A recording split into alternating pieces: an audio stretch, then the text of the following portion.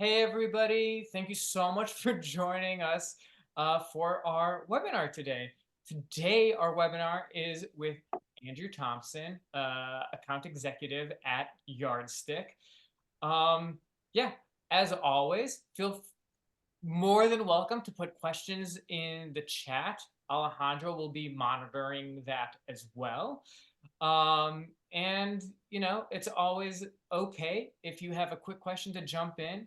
But yeah, keep yourself on mute if you have anything that you want to say. But otherwise, I'm going to hand it over to Andrew. Andrew, would you like to introduce yourself really and just kind of take it from there? Absolutely. Thanks for having me. Really excited to be able to have the conversation and walk through a couple of different pieces here.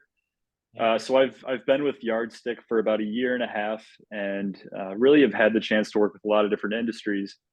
But one in particular has been childcare and a lot of different nanny agencies that are using Engine Hire. So really excited to dig in a little bit more. Hopefully, share some of my observations and hopefully give you some takeaway items that you can take action on. The world of background screening is pretty nuanced, not always super intuitive, and hopefully this can kind of open up the hood a little bit and give you some good takeaways. So, in Amazing. terms of a quick agenda, I can definitely just give a high level overview of the Yardstick story, where we come from, a couple of observations that I've had, just state of the industry, some trends, things that we're seeing, and then really actionable steps that you can take from today's call. I think the last thing I want to do is try and boil the ocean and get into a bunch of different topics that really no one's going to remember, but really just do some things that if I were in your shoes, I would probably be doing.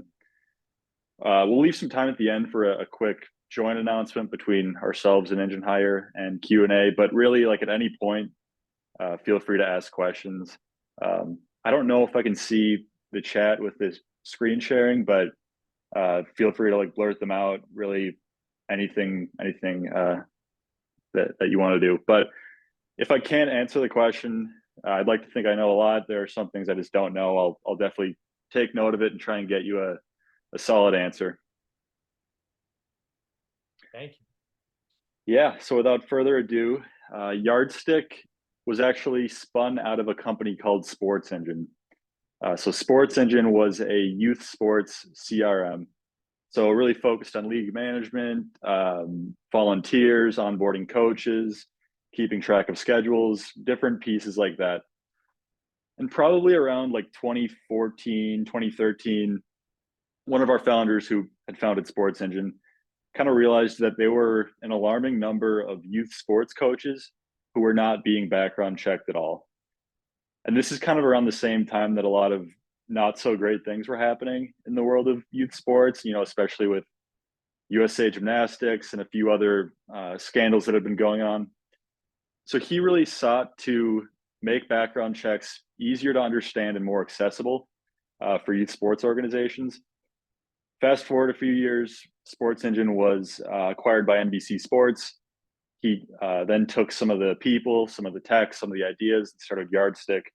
So it's kind of been like a nice natural flow, and we found that we work really well with companies that are or in agencies that are working with members of, like, vulnerable populations. So in this case, children.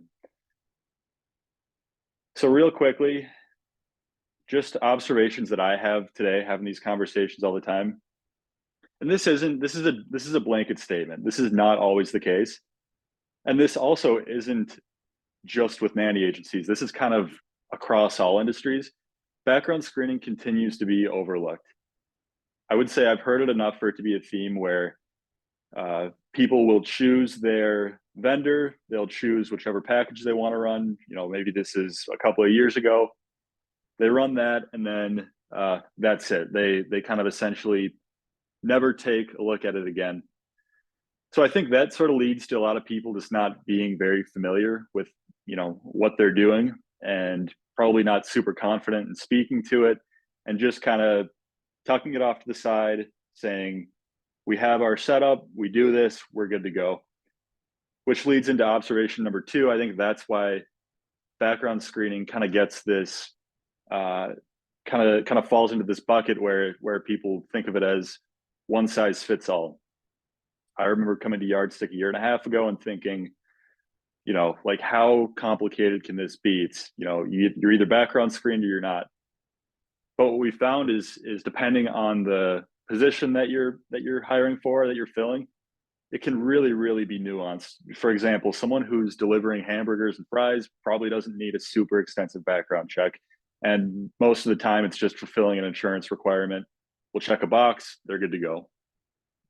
On the other hand, you have childcare and nannies who are going to be, not only around children, but also really close to this family. And that's kind of where it crosses the line from we're checking a box to we actually want to do our due diligence on this person. So definitely not one size fits all.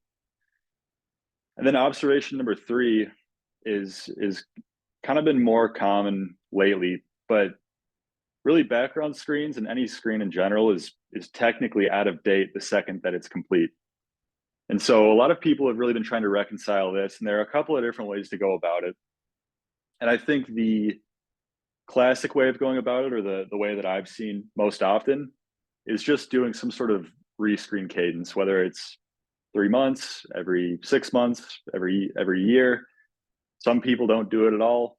But really this has kind of been changing, and now more and more popular has been enrolling people in some sort of continuous monitoring that's actually looking for records daily, and is usually a little bit more cost effective and more effective in general at potentially finding any results that come up after the initial background check has been completed. So those are some quick observations. I'll stop there if anyone has any questions or comments or anything came up there.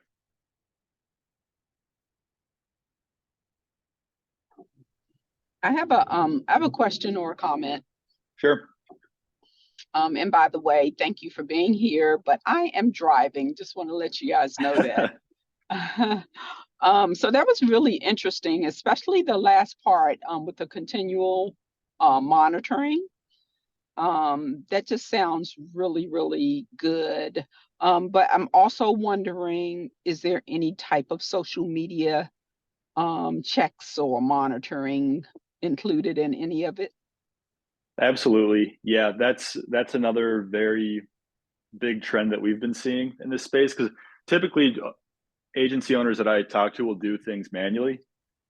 And that can be fine sometimes, but it gets a little bit muddy because certain states will have laws that say you can't make a hiring decision based on research that you were doing on someone's social media or web presence.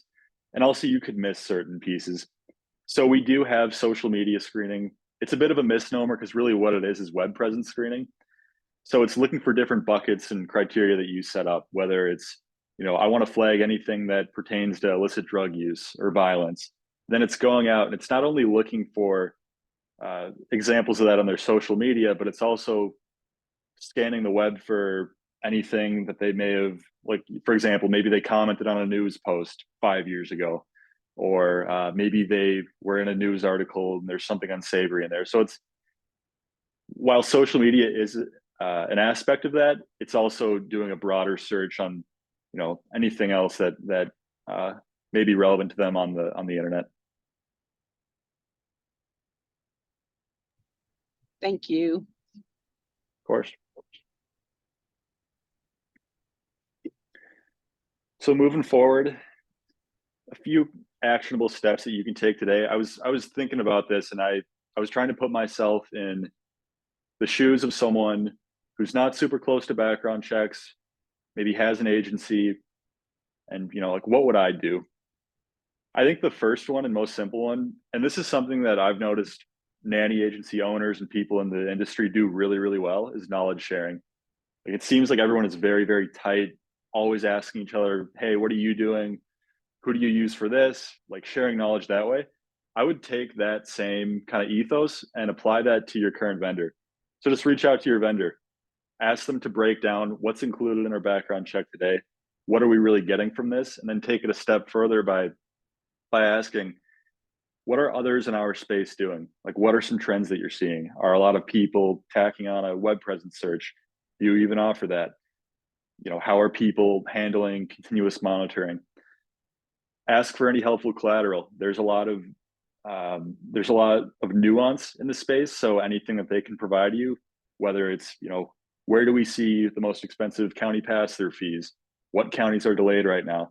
I think opening up the dialogue with your vendor is super important. And, you might find, hey, we're actually pretty buttoned up here. And that's great, because then I think you have more knowledge and you're able to lean into that too as a differentiator. And you also just gain more knowledge and can speak to things more confidently when families ask you, what are you doing for background checks? And you also might find some gaps. You might talk to your vendor and realize, hey, we could, be adding this piece to kind of fill in some gaps. So really, it's a win-win, regardless of where you're at, just to reach out and talk to your vendor. The second point that I'll make, and I don't want this to come across as, it's good to skimp on your background check. You definitely do not want to skimp on your background check. But there's also kind of a misconception that, the more expensive that this is, the more effective it is. And that's obviously not entirely true. I think at the end of the day, you want to make sure that you're compliant and doing your due diligence, but you're also running a business. And I know that background checks can be a huge, overhead cost. So just review your unit pricing. Like, what are you paying per check, and are you potentially being gouged? In my experience, I've seen a lot of agency owners pay very, very high fees just for their criminal background check. So, like, as a guideline, for just a criminal background check, excluding any pass-through fees, excluding any add-ons, if you're paying around like $40 or more, that might be a point where you want to, reconsider and maybe think about it, talking to your vendor. Is there any way we can lower this, or exploring other options? And then finally, I would just review your rescreen policy, or review any policy at all. Do your nannies go through one check? Are they rescreened yearly? Ask your vendor if they can provide insight into continuous monitoring. I think it's obviously just a good exercise to make sure that you're staying up to date. But then also, when families, are asking you what your trust and safety policies are, you can confidently say, yep, we talked to our vendor, we ask what others are doing. We make sure that we review this yearly, and we're very buttoned up on this front, and you'll be able to speak to it pretty confidently. So those are just three steps that I would take if I were in an agency owner's shoes today.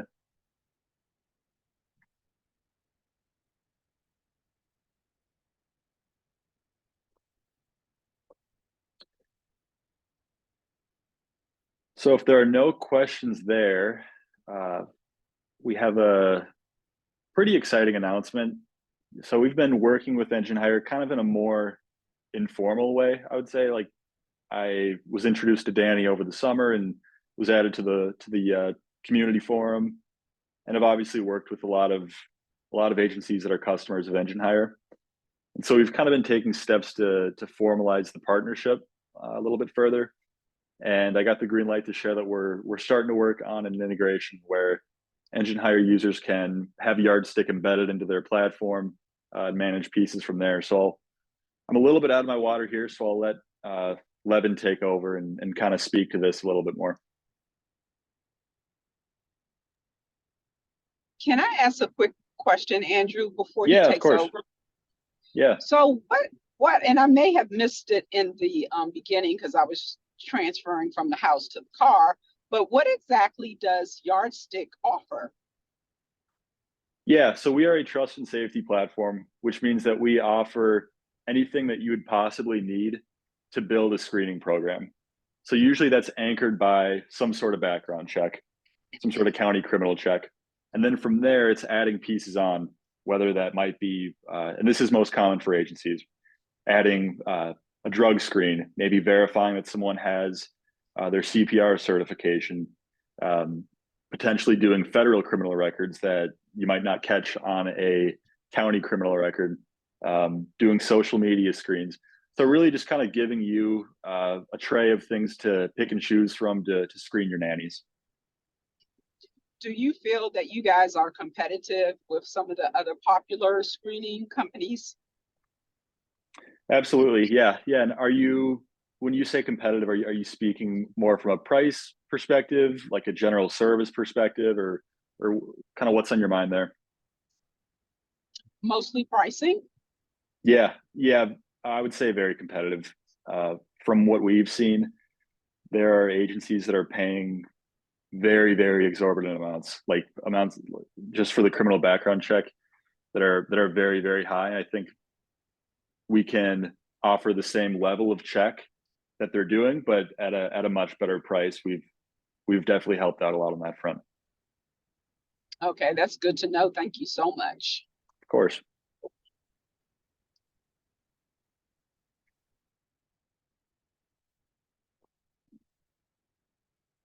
Hey, Levin, I don't know if you're still on, but if you have anything to add on the, I know it's very early stages, but just kind of any color you can add on the partnership and integration, that'd be great. Yeah, for sure. So we are happy to announce that the first stage of our Yardstik integration is live on Engine Hire.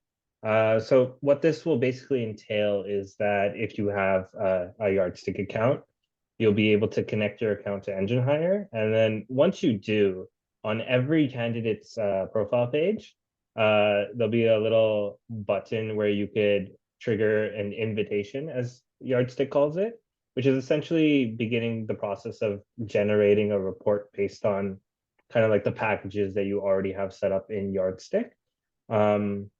Really, really exciting stuff. That's essentially the extent of the integration at this point, but you would be able to generate reports and the such with the current state of the integration as well. Appreciate it. Yeah, I think another piece too that I think our teams will work on together is building some pre-built packages, kind of taking common things that we see nanny agencies doing and just building it into one package, just to reduce confusion and be able to pick and choose and have things a little more streamlined. So some good stuff to come on that front. That's all I had for today. I'll open it up to the audience if there are any more questions. Certainly happy to answer those. If not, we can always break a little bit early.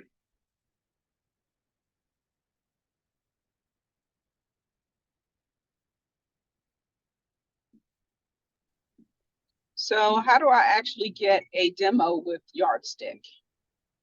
Yeah, so we'll drop our contact info after we hang up here. I'll work with Alejandro or Danny to get an email sent out, and we'll have our contact info there. You can also just go to our website, just yardstik.com. There's no C in Yardstik. And then if you hit the get started button, it'll send a notification to us, and one of us will reach out to you to make sure we can find 15, 20 minutes, do a screen share, kind of walk you through what the platform looks like, walk you through pricing, and all that. So we can definitely work with you to get something set up once we hang up here. Okay, wonderful. Thank you. Of course. Alejandro, anything on your side that you wanted to cover? No, I just wanted to thank you everyone for joining. Of course, this webinar will be recorded, so we will be sending you the recording as soon as we have it ready. And yeah, thank you so much, Andrew, for all of your insights and all of your presentation. And if there are no further questions, then I think we can end the webinar. Awesome. Well, I appreciate the opportunity to do so. This is great. Yeah, of course. Thank you so much, Andrew, for your time and for your whole presentation. And yeah, thank you everybody for being here. And yeah, you will receive the recording soon, and just let us know if you have any questions. Awesome. Yeah, of course. Bye, everyone. Have a great rest of your day. Take care.